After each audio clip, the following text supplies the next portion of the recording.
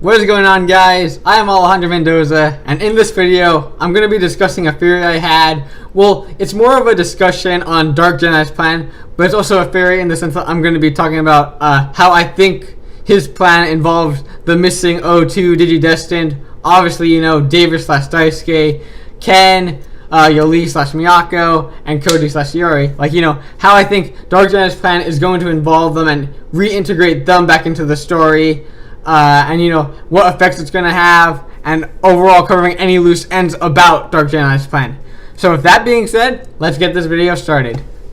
So during the last movie, Digimon Adventure Tri-Lost, we learned that Gennai has fallen to the darkness and obviously is now working for Yggdrasil. And during the climax of the movie, we find out that Gennai and Yggdrasil are trying to destroy the real world, the human world. And they want to do this because they just see that all they see is the digidestined enslaving Digimon, and they don't want people to do that, so they see it fit to destroy the real world. And you know that would obviously, you know, make Gennai's plan pretty clear cut, right? Since it's just, you know, use Mekumon and destroy the world, right? Well, when I started to think about it, though, like that seems, you know, basically simple for the movie, but when I started to think about it, though, that just seemed very unnecessary. Now, I'm not saying it doesn't make sense why, you know, Dark Gennai wants to use Mekumon. It makes a lot of sense why he wants to, since Mekumon, we've seen how strong she is since she was able to fight all of the Digidestined Digimon at once. Granted, you know, they were in their champion states minus Gatomon, but it's still impressive. And Mekumon was ultimately what caused the reboot to happen. But despite all of that, you also have to take a look at Yggdrasil, who's a digital god, and with almost absolute certainty, I can say that he's stronger than Mekumon. Granted, we haven't seen, you know, Mekumon's full power yet in her Mega form, but we have seen just how strong Yggdrasil is during Digimon Data Squad / Digimon Saviors, and his strength is just incredible. Because during the final battle between Yggdrasil and the Data Squad, Marcus, Keenan, Yoshi, and Thomas, they had all their Digimon in Mega and in Burst Mode.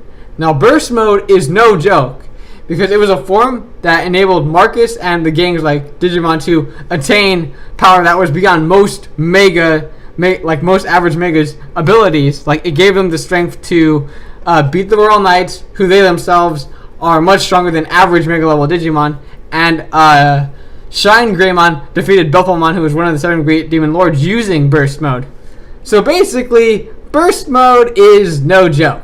And then during the battle with Yggdrasil, Marcus and the gang, all of them attack Yggdrasil with their Digimon in Burst Mode, and it does cause damage.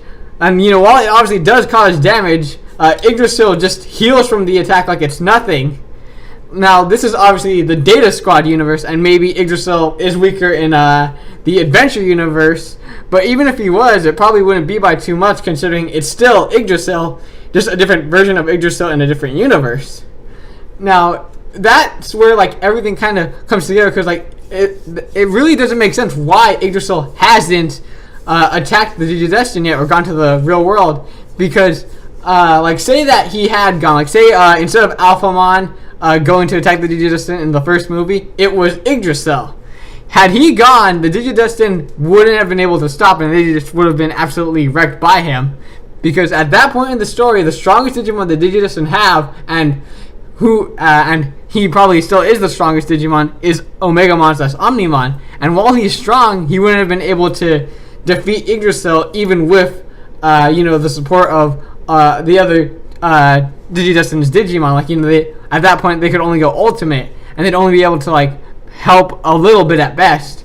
And even now, to a certain point, even with all the Digidestined being able to go Mega, minus Kari, you know, who's going to go Mega in the next movie, I still can't see them being Yggdrasil, because he not only seems like he's going to be the final villain of the Digimon Adventure Tri-Series, but I can only see them doing something similar to the Data Squad, where, like, you know, they all go to their final form, they all attack Yggdrasil with everything they've got, and it damages Yggdrasil, but then he just regenerates and they need something else to defeat him. And this isn't even including the fact that Yggdrasil has the Royal Knights under his command, And granted, it does seem that like a few of them are like fighting with one another. There was Alphamon fighting with Jestmon, but besides that, there are still 10 other Royal Knights unaccounted for that could help Yggdrasil. So again, I have to ask, why hasn't Yggdrasil done anything? Well, you know how I said it would be easy for Yggdrasil to destroy the Digidestined and the real world? Well, it would be if there were not 3 other major factors that I see at play here that are preventing Yggdrasil from doing so, that are preventing him from not only going to the real world but destroying the Digidestined. And I'll tell you what those factors are right now. They're Homeostasis, Black War Greymon, and Oikawa. Now, I'm pretty sure you all remember who these guys are, but I want to go over how significant they are to protecting the Digidestined like throughout these past movies, how I think they've been like protecting them. Because first off, you have Black War Greymon, who sacrificed himself to seal the gate between the digital world and the real world. So that obviously keeps Digimon and other beings from traveling across the 2 worlds without like a Digivirus or something else along those lines. I mean, granted, Malmayotismon did end up managing to get to the digital world, but he was only able to do so by going to the World of Dreams first. So that's kind of it's kind of acceptable. And then after that you have Oikawa, who, like Black War Greymon, sacrificed himself, but the reason he did it was to fix the digital world, like to fix all the damage that had been done to the digital world. And he did so, and then the digital world is back to its full strength. And finally, there's Homeostasis, who will have probably the biggest impact of all, because like Yggdrasil, Homeostasis is a god who looks over the digital world. And not only that, but Homeostasis helps the Digidestined. We've seen Homeostasis be very helpful towards the Digidestined during very dark times, when Chai and Matt were fighting each other, and she and Homeostasis took over Kari to stop the fighting, or before the reboot was going to happen and Homeostasis possessed Kari to tell the Digimon about it. And when you have all of this in mind, it then begins to make sense why Yggdrasil wouldn't be able to do the plan, because not only is the gate sealed between the real world and digital world, but should he try to attack the Digidestined, Homeostasis would probably just go protect them and help them defeat Yggdrasil.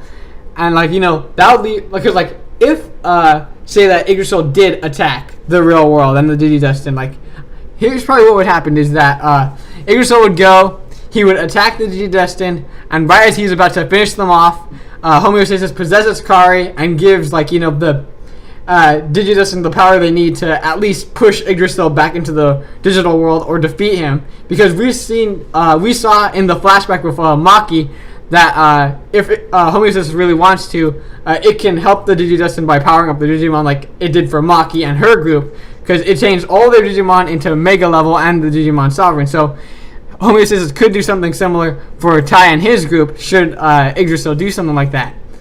And this would obviously be a problem for Yggdrasil because it interferes with his plan.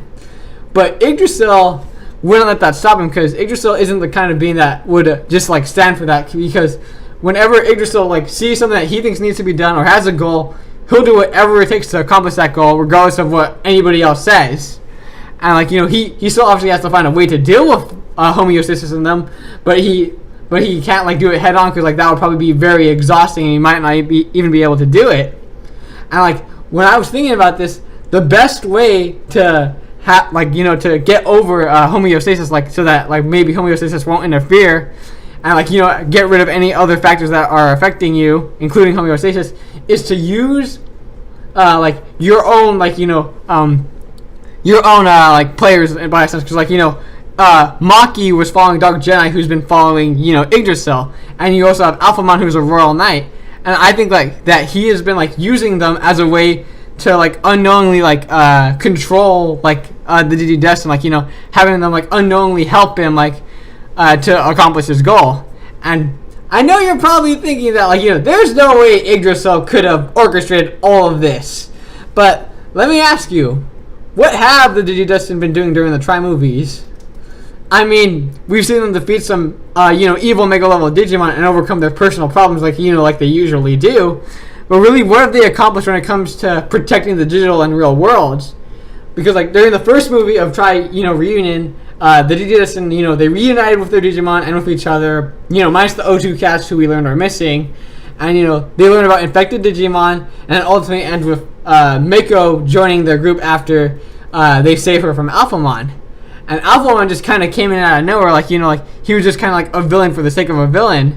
And when I started thinking about that, though, maybe that really was his purpose. Maybe Yggdrasil was just go to the real world and, attack the Digidestined, but, don't kill them.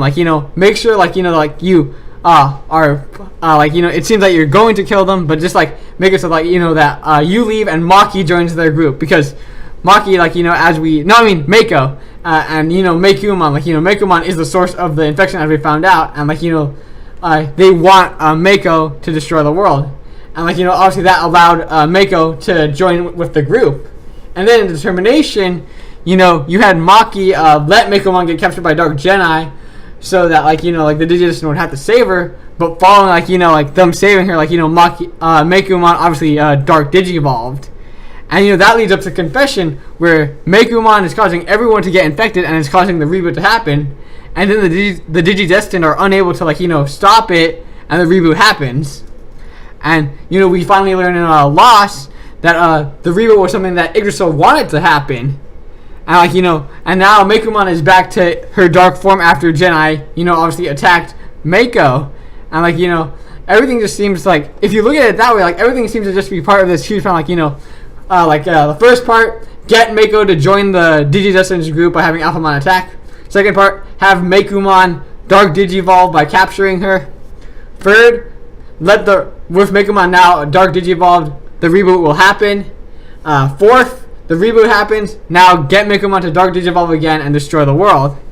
And it just seems all this big plan, a plan that's a play, it's the curtain is slowly rising as everything happens.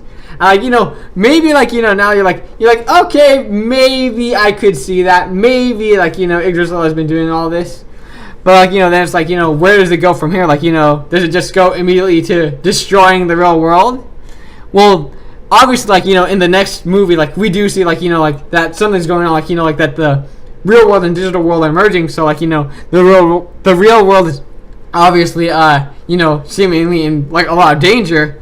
But there is still one more factor that we have to take into account, because and that factor is homeostasis. Because while maybe the barrier between the worlds is breaking, because we see Digimon invading the real world in the trailers, and the digital world is just in chaos. There's still homeostasis there to help the Digidestined.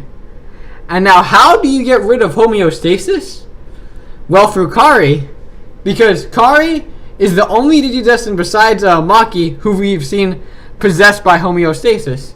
So it's obviously then in order to get rid of homeostasis, you have to get rid of you have to do something to Kari somehow. And we see that that something is going to happen to Kari through the posters and trailers, because we see Kari gonna have a Dark Digivolution, gonna get Garamon to Dark Digivolve, but we don't know why yet. We've been getting hints during the last trailer she was going Big Brother why, but I feel that's not that's kind of I feel that it will have something to do with Tai, Kari's Dark Digivolution, but I do feel that it's not just going to be about Tai. I feel that there's going to be a setup to that, and how do I feel they're going to set that up? Through the O2 Digidestined, because I think that in this next movie, the O2 cats that are missing are going to make a comeback in it, and they're going to have a large impact on Kari. How, you might ask? Well, you're going to have to find out in the next video. So, thank you all for watching. Sorry that I cut it short here. I just didn't want this video to be too long. I'm gonna post my other video really soon. I'm splitting this into two. So just overall, thank you for watching the video though. If you enjoyed it, leave a like, and if you're interested in maybe anything else I have to say, or any future contests or any future content I might post, just obviously maybe consider subscribing. And just thank you for watching the video. And if you have any critiques of me, leave it down in the comments. Overall, just thank you for watching, and have a great day. Bye.